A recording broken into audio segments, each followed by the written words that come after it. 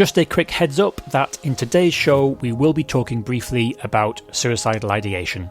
Please take care whilst listening, and you'll find signposting to support in the show notes and also at the end of the programme. Hi everybody, and welcome to the first episode of Season 3 of Lively Minds. As mentioned in the recent update episode, we are switching to a monthly schedule and we'll be releasing a new episode on the first Friday of each month. Please do share this episode with friends, rate or review our show on your podcast app, and make sure that you are subscribed for future episodes. My name is Will, and you are listening to Lively Minds, the podcast about mental health challenges that go beyond the ebb and flow of the everyday. The podcast that asks how developing our understanding of the mental health challenges we experience influences how we address them.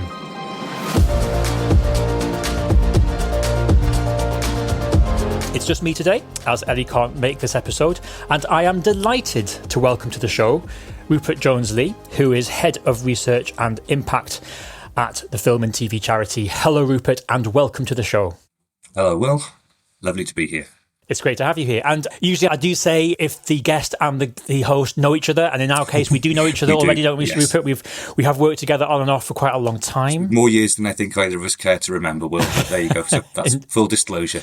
Indeed. And today we are going to be talking about the struggles that people working in the film and TV industry have with their mental health, as evidenced through the Looking Glass surveys, which the film and TV charity has been running since 2019. So we're going to be discussing some of the reasons why mental health is such a challenge in this industry, what steps are being taken to improve things, and also what more needs to be done. So to begin with, Rupert, would you be able to begin by just doing a brief introduction to what the film and TV charity is, your aims and your objectives? Yeah, sure.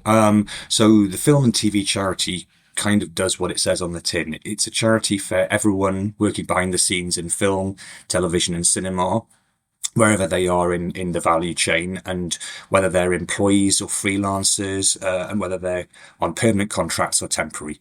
It's the key thing is it's not performers. It's not people in front of the screen. It's people behind the camera who are making the content. We've been going now for 100 years. We're celebrating our centenary this year. Congratulations. It's emblazoned right on the front of our building. We started before there was a welfare state, and that's how the charity operated for quite a long time. It was providing support to people who had left the industry or who had become sick or who were simply older. And we shifted about 5 or 6 years ago to a model which encompassed support for active industry professionals, because what we were becoming increasingly aware of was that there was a lot of need amongst people who were working. It wasn't just simply people who weren't working who were in need. We provide support in two kinds of ways. I mean, one of them is the kind of thing you would expect from a charity. So it's things like financial support, it's counselling, legal advice, but we also do work which is basically about influence and about, I suppose you could describe it as strategic change. It's sort of making change in cultures and systems, if that doesn't sound too grand. Trying to build evidence bases, which is why the research work that me and my team do is important within the charity, to build evidence bases to understand the nature of need so that we can then work out how to influence and how to drive those systems changes that are as important as the individual support, I think. And the charity operates really around 4 main pillars. It's mental health, physical health, financial well-being, and all of those things through a lens of equity and social justice, because we're aware that mental, physical and financial well-being states are not evenly distributed amongst the industry workforce, and some people are facing greater barriers than others. That's us in a nutshell.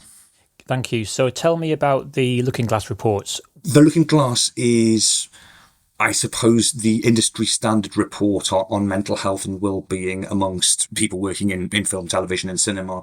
And we did it because we were getting a lot of calls through our support line suggesting that there was an abnormally high prevalence of mental health problems amongst people working in the industry, and deficits in well-being as well.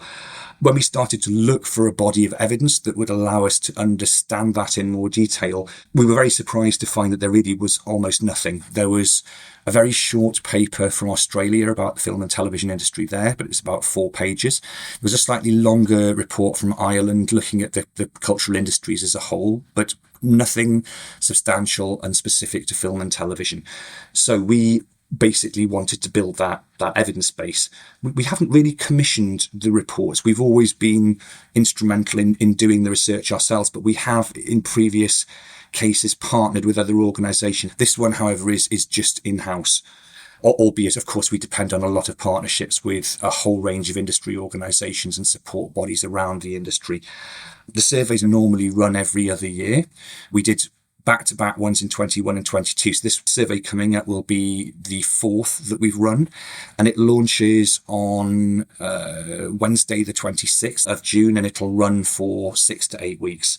It takes about 15 minutes if you answer all of the questions. Not all of the questions are relevant to everyone, so some people it'll be quicker, but it is really important. This is an industry standard body of information that people within this country and internationally refer to. The more responses we get, the fuller a story we can tell, and the better we can protect everyone's interests. And we have reduced the number of questions from last time. So if you've done it before, it'll be quicker this time. So there we go. And we will, of course, put a link to the survey in the show notes of the episode. So if anybody is listening who works in the screen industry, please do complete the survey so that, as Rupert says, there can be the fullest possible picture of the landscape regarding mental health within the screen sectors. Let's talk for a moment then, Rupert, about what you found out in the last survey, in the 2022 survey, because I guess the sort of summary that was in the report was that there have been some moves in the right direction, but there's still a huge amount of work to do. And the sort of standout figures were that only 11% said that the industry is a mentally healthy place to work. But at the same time, 80% said that they felt that the industry was starting to move in the right direction in terms of becoming better at responding to mental well-being. Let's just spend a little moment going over what the main headlines were that you found out in the last iteration of this survey. Yeah, I mean, the summary you've given is a really good one in terms of getting a handle. The numbers, 11% of people, respondents describing the film and television industry as a mentally healthy environment to work is arrestingly low, but it was even lower before.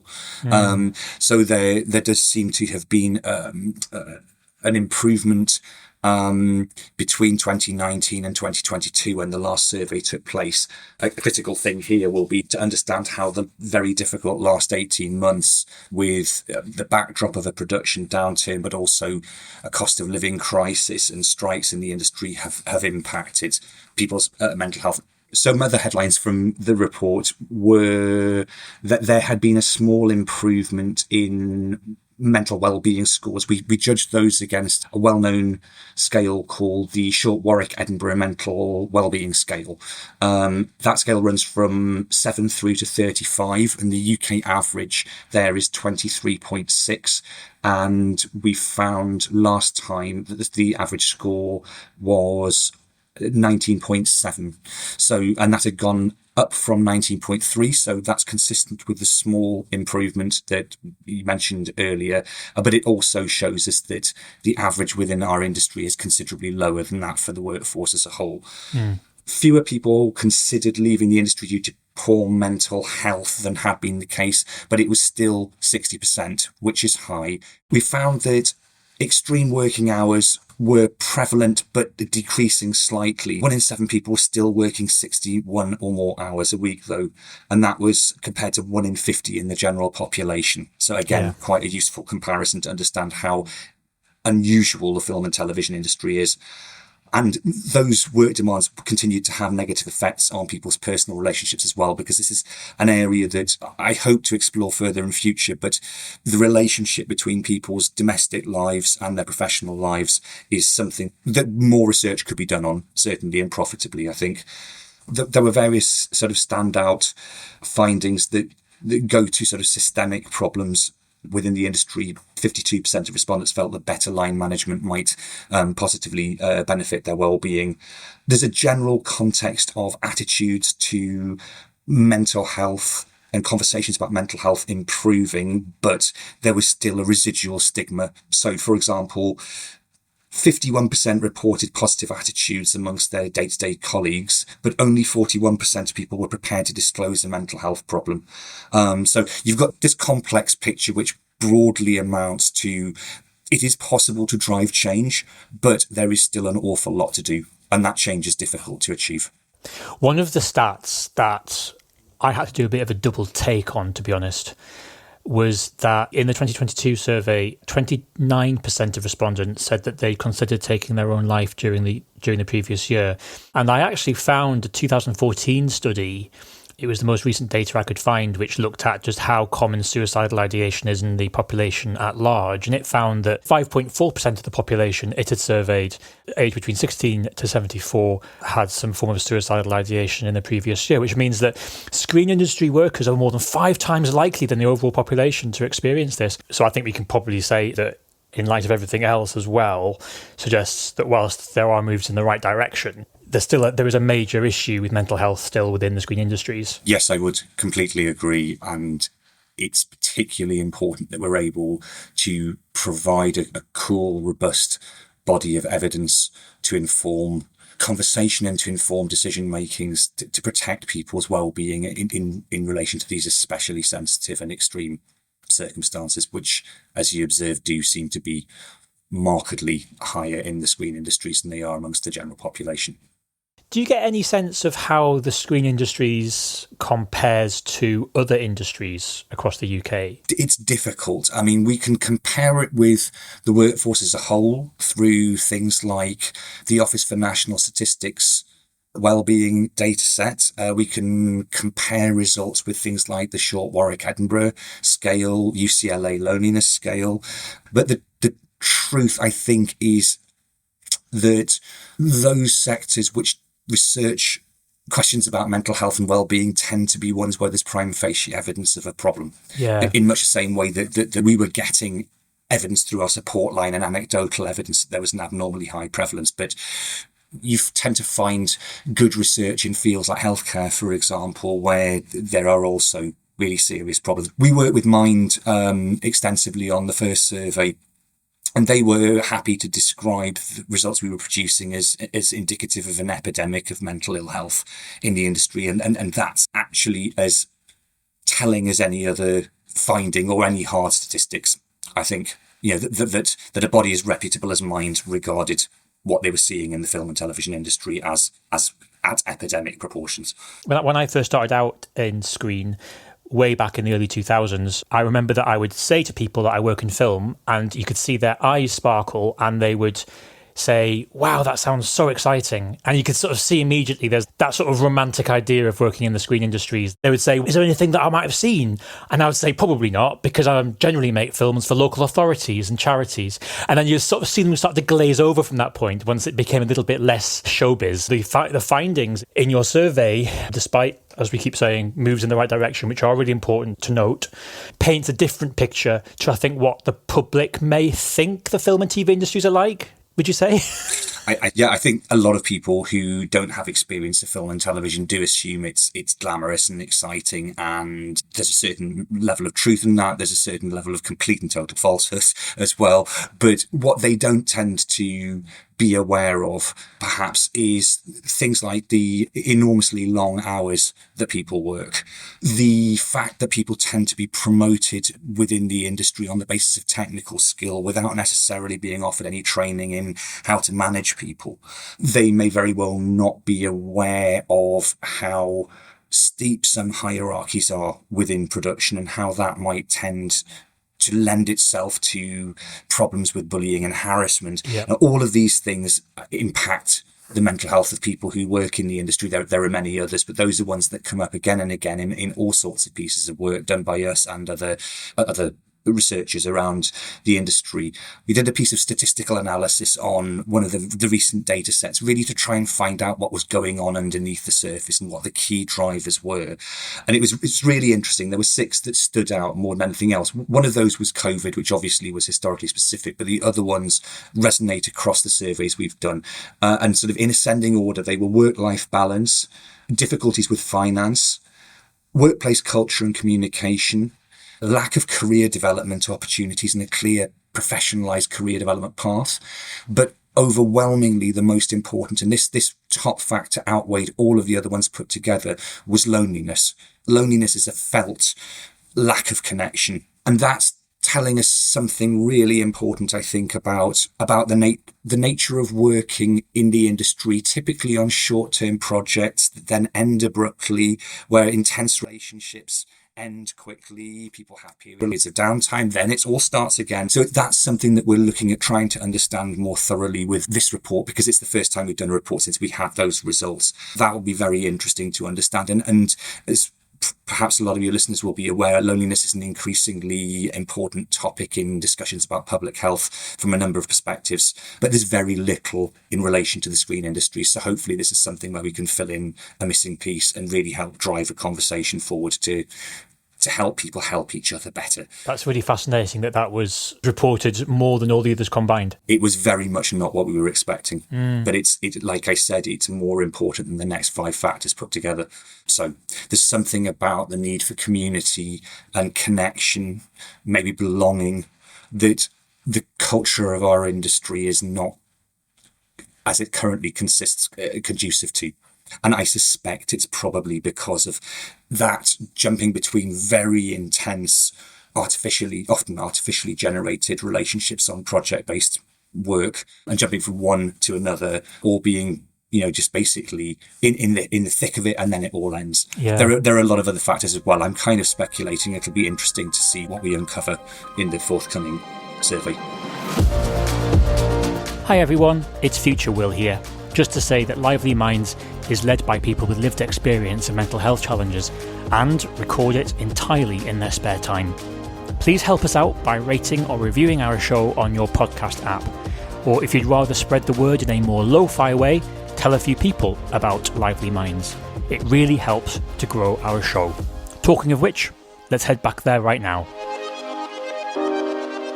So let's move on to some of the potential solutions for this. And what is encouraging is, as you've alluded to already, there is a lot of conversation going on in the industry about how we can evolve the screen sector to become more conducive to healthy mental well-being. And through my day job at Beacon Films, we are hopefully going to become part of those conversations as well. We already are to a certain extent. So first of all, film and TV charity plays a very important role in this. You mentioned you have counselling. You also have a helpline, a 24-hour helpline as well for people. Sure. I mean, I think the first thing to say is that the challenge of supporting the well-being of people in film, television and cinema industries is well beyond the scope of any one organisation. That means we need to work in partnership. We need to be respectful of and supportive of other organisations' interventions and efforts here, and there'll still be work left over. But I mean, the work I know best is the work that's done by the charity, and we used the First Looking Glass survey published in 2020 to build a 3-year program known as the Whole Picture program. And probably the most notable outcome of that is something called the Whole Picture Toolkit for Mentally Healthy Productions, which is a free, readily available resource giving really practical, useful advice that people on productions can implement to create a mentally healthy environment for their staff.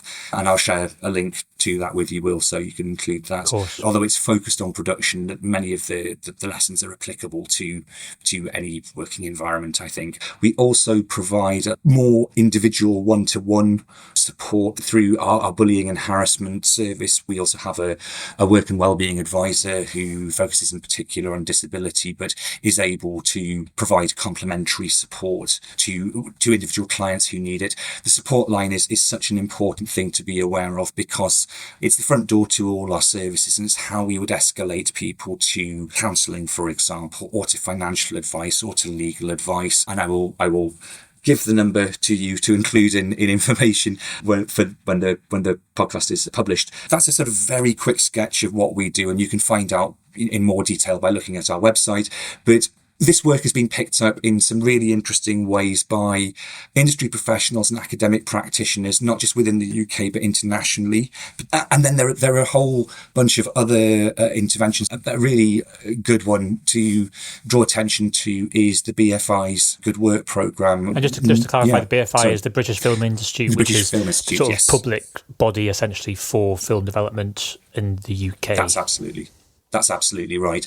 We're looking forward very much to seeing what shape that takes. But that's come out of years of work about what it would mean to protect people's well-being from a professional perspective within the industry. Film and TV Charity were one of the funders of a report that looked at reducing the standard working day on set as well. Yes, that's right. A report by Timewise that looked at the implications of reducing the standard working day on set, which typically can be 10 plus hours per day.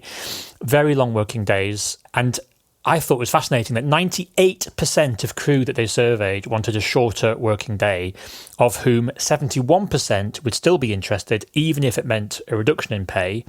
Meanwhile, they also found that reducing the working day to a more manageable, I can't remember what the actual number was, presumably sort of 7 or 8 hours, was expected to cost between 4 and 9% increase in costs, budget costs. Yeah, I mean that's actually on the upside. The figure lands much closer to 4%, and it was really surprising. So this piece, and also actually just to finish off that as well, even if it does cost 4% or however much more it costs, I guess there's this other idea, which is that what you'd get back in terms of increased productivity due to better well-being is, of course, a really interesting question to ask as well in that sense.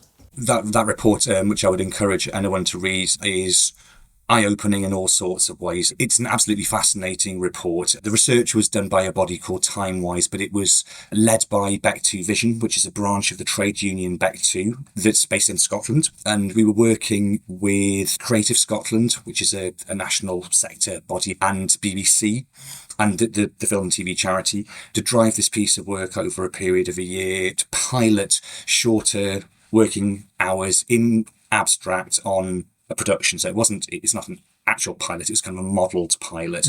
And what we found in that work was, having expected that having an 8-hour working day would push costs up by around 20%, which would be very difficult to accommodate, we actually found that the costs were much closer to 4%.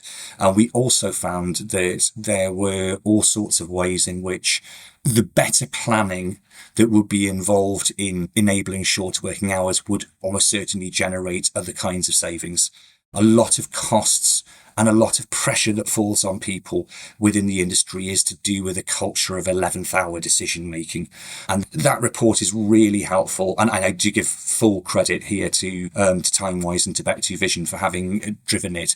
That report is really helpful in understanding holistically where shorter working hours might help to provide all kinds of benefits, where the commercial case and the ethical and well-being cases all align in a really compelling way. It would also be remiss of me not to mention specific programs that are around trying to diversify the industry as well, which I think are all connected in with positive well-being. So one immediate thing that springs to mind is the TV Access Project, which is being backed by all the major broadcasters, which is all about trying to make production companies and production processes far more accessible for disabled and neurodivergent talent. Well, I think it's really great that sort of conversation is bubbling away at the same time as we're having the conversations about how to make the screen industries better for mental well-being, is that those two things for me go very much hand in hand. If we can create a sector where everybody feels included, everybody feels safe, everybody feels like their contribution is being valued, then that is something which creates a better environment for everybody. Yeah, I completely agree, and I think it's another one where the commercial case, the creative case, and the ethical cases all align really well. It's clear from our research, not just in terms of mental health, but also financial well-being. For example, the deficits and challenges do correlate to a large extent with certain kinds of barriers. So, for example, we find a particularly high prevalence of mental health problems amongst people who identify as neurodivergent. We're trying to build that body of evidence because, again, there's plenty of anecdotal evidence, but not that much that's statistically robust. But from what we've got so far, it seems clear that there's an important correlation with poor mental health. We find, for example, there's a very strong correlation between disability and financial hardship. Also, people with caring responsibilities, particularly we find people who have caring responsibilities for adult dependents, not necessarily instead of children, but often as well as children, with an emerging generation of sandwich carers, as people caring for children and older relatives. Basically, these impacts are not evenly distributed across the population as a whole, which means that interventions that support those who are facing additional barriers are not just the right thing to do, they're creatively the right thing to do because of the diversity of thought that they engender, and they're commercially the right thing to do because it means you're servicing the audience to whom you're trying to sell a product in the end. And I think when you see those different cases aligning, it's a fairly strong indication that the measure is the right one to pursue.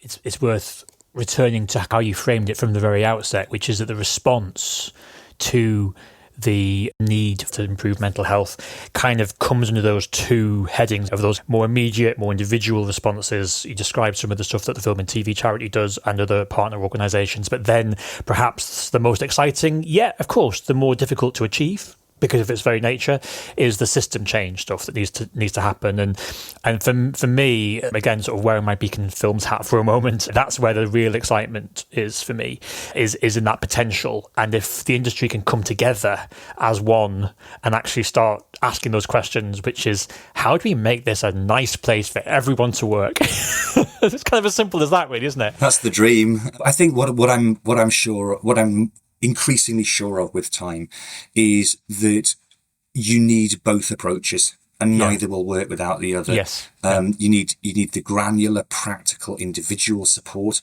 but you also need that influencing, persuading systems change piece. Neither will work without the other, which is why we operate in the way we do, and we hope we'll continue to be able to drive some positive change, but it will absolutely depend on partnership, cooperation and goodwill. It's beyond any one organisation to do. That is such a brilliant note on which to end. To finish off, do you want to just plug the survey one more time and anything else you want to plug? Feel free. I really would. Well, let's stick to the survey because that's my world at the moment. So just to repeat, it goes live on Wednesday, the 26th of June. The link will be included by Will kindly when the podcast is published. It'll run for 6 to 8 weeks. We think that the full report will be produced probably end of January, start of February next year. That's a long time, I know, but it is a colossal data set. I mean, it's a reflection of how rich the data set is. And I just encourage people to please complete it and share it with anyone you know who's in the industry, because the quality of story we can tell and the detail we can tell depends on the raw numbers. And that's particularly so, I think, for people who are based outside London and the southeast of England. For all sorts of reasons, it's sometimes harder to get responses. We're finding no difficulty getting responses from freelancers at the moment, although they're very welcome. But particularly people who are in permanent employed roles, very important we hear from them, because those people are facing redundancies at the moment as well. We've heard a lot, and quite rightly, about the challenges for freelancers, but it's not a cakewalk for employees either, and really important we understand their experience. If you're interested in what we do with the findings, just in terms of the reports at least, those are all on our website. Please do go and have a look. This one is likely to be quite a solid report because it is meant to be a 5th anniversary one, understanding what's happened over the last 5 years, particularly in light of the challenging last 18 months. Thank you so much, Rupert, and thank you for joining us on the show. Very welcome. It's been a pleasure, Will. And to contact the Film and TV Charities 24-hour helpline, you can call 0800 054 0000, and that number will be in the show notes as well. Please note that this show does not constitute medical advice and is not a replacement for seeking professional help. You can find signposting to further support on our website, anyamedia.net/lively minds. Thank you for listening, and please do tune in again on the first Friday of every month for another episode of Lively Minds, the mental health podcast. Make sure you keep up to date with our shows by subscribing wherever you get your podcasts, and follow us on social media at Lively Minds Pod. Take care, and bye for now.